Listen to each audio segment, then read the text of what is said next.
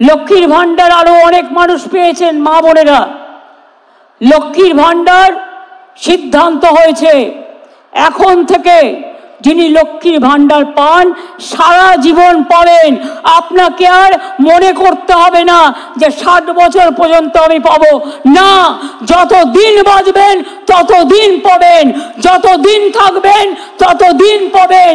নমস্কার বন্ধুরা, তো তোমরা ইতিমধ্যেই দেখতে পেলে যে মুখ্যমন্ত্রী মমতা বন্দ্যোপাধ্যায় তার নিজস্ব সভা মঞ্চ থেকে কিন্তু লাইভ উনি বলে দিলেন যে বাংলার মা বোনেরা কিন্তু লক্ষ্মীর ভান্ডার সারা জীবন পেতে পারবে যতদিন তারা জীবিত থাকবে, এবং পরবর্তীতে লক্ষ্মীর ভান্ডার ধীরে ধীরে কিন্তু বাড়বে। তো পুরো প্রতিবেদনটা কি বলেছেন উনি লাইভে, সেটা আমি তোমাদের সাথে অবশ্যই শেয়ার করব।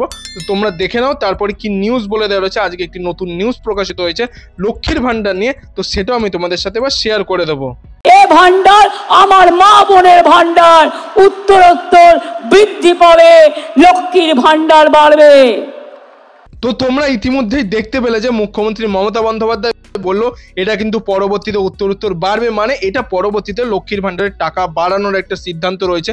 তোমরা সবাই জানো যে আগে 500 টাকা 1000 টাকা করে পেত এসসি এসটি ওবিসি এবং জেনারেলরা, ঠিক আছে। পরবর্তীতে সেই টাকা বাড়িয়ে 1000 টাকা এবং 1200 টাকা করা হয়, কিন্তু এর পরবর্তীতে কত টাকা বাড়ানো হবে লক্ষ্মীর ভান্ডারের টাকা বা সংখ্যা কত বাড়বে সেটা কিন্তু এখানে তিনি পরিষ্কার করে বলেননি।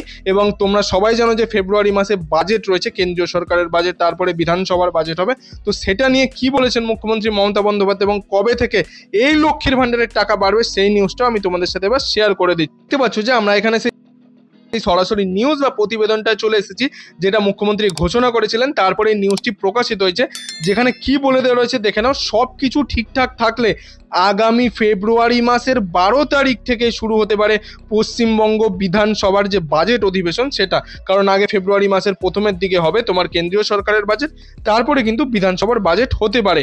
2 সপ্তাহ চলার কথা, সম্প্রতি নবান্ন সূত্রে এমনটাই জানা গিয়েছে। আগামী 1লাই ফেব্রুয়ারি কেন্দ্রীয় সরকারের বাজেট পেশ করবেন অর্থমন্ত্রী নির্মলা সীতারামন। মনে করা হয়েছিল তার বাজেট পেশ করার দিন কয়েক পরেই বসতে পারে বিধানসভার বাজেট অধিবেশন। তোমরা সবাই জানো যে 1লা ফেব্রুয়ারি আমাদের কেন্দ্রীয় সরকারের বাজেট থাকে, তারপরে কিন্তু সেরকম একটা ডেট ঠিক করে তারপর বিধানসভার কিন্তু বাজেট অধিবেশন বসবে। এবার সেইখানে দেখার পালা যে মুখ্যমন্ত্রী মমতা বন্দ্যোপাধ্যায় সেই বাজেটে লক্ষ্মীর ভান্ডার বা আরও যে সমস্ত প্রকল্প রয়েছে, কন্যাশ্রী, রূপশ্রী, যুবশ্রী, আরও যে সমস্ত প্রকল্প তোমরা পাচ্ছ সেগুলোর ক্ষেত্রে কি বলে। এইভাবে প্রস্তুতি শুরু হয়েছিল পশ্চিমবঙ্গ বিধানসভায়। 7ই ফেব্রুয়ারি অধিবেশন শুরু হতে পারে বলে সেরকমটাই অধিবেশন শুরু করা হয়েছিল, কিন্তু নবান্নে কর্মরত অর্থ দপ্তরের এক আধিকারিক জানাচ্ছেন যে যেহেতু আগামী বছর বিধানসভা নির্বাচনের আগেই এটাই রাজ্য সরকারের শেষ পূর্ণাঙ্গ বাজেট, তাই একটু দেখে শুনেই সেটা পেশ করতে হবে। তাই কেন্দ্রীয় সরকারের বাজেটের পর একটু অতিরিক্ত সময় নেওয়া হচ্ছে।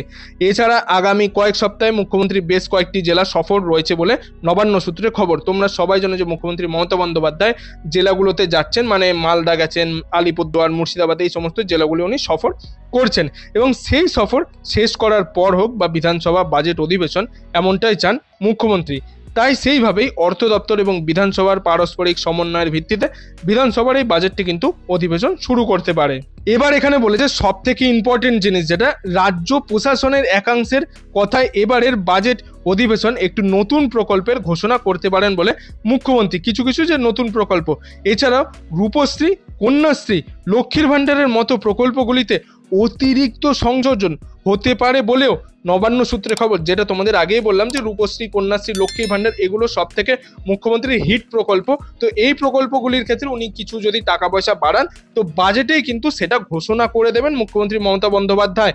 তাই এবারের বাজেট রাজ্যের জন্য প্রধানমন্ত্রী নরেন্দ্র মোদী সরকারের বরাদ্দ কেমন থাকছে সেটা দেখে নিয়ে কিন্তু এই বিধানসভার বাজেট অধিবেশন করানো হবে, কারণ কেন্দ্রীয় সরকার প্রতি বছর প্রতি রাজ্যকে একটি বাজেট দেয়। তো সেই অনুযায়ী রাজ্য সরকার কত কি পাচ্ছে সেই অনুযায়ী দেখে কিন্তু এই প্রকল্পগুলির কত কি টাকা বাড়তে পারে সেটা কিন্তু তিনি ঘোষণা করবেন।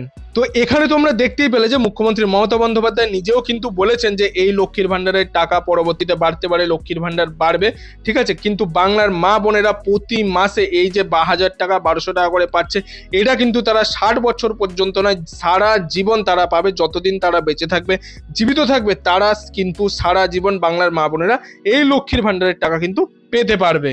তো বন্ধুরা এই ছিল আজকের কিছু আপডেট। এই আপডেটটি যদি আপনার ভালো লাগে তাহলে একটি লাইক করে দেবেন, বন্ধু বান্ধব আত্মীয় স্বজন সবার মধ্যে এই ভিডিওটিকে শেয়ার করে দেবেন, তারাও যাতে জানতে পারে এই নতুন প্রকল্প বা নতুন টাকা যে বাড়বে সেটার সম্বন্ধে। এবং আপনি যদি আমার চ্যানেল নতুন দর্শক হয়ে থাকেন তাহলে চ্যানেলটি অবশ্যই সাবস্ক্রাইব করে পাশের বেল আইকনটি অল করে দেবেন এবং গুরুত্বপূর্ণ আপডেটগুলি পাওয়ার জন্য। এতক্ষণ ভিডিওটি দেখার জন্য আপনাদের সবাইকে অসংখ্য ধন্যবাদ।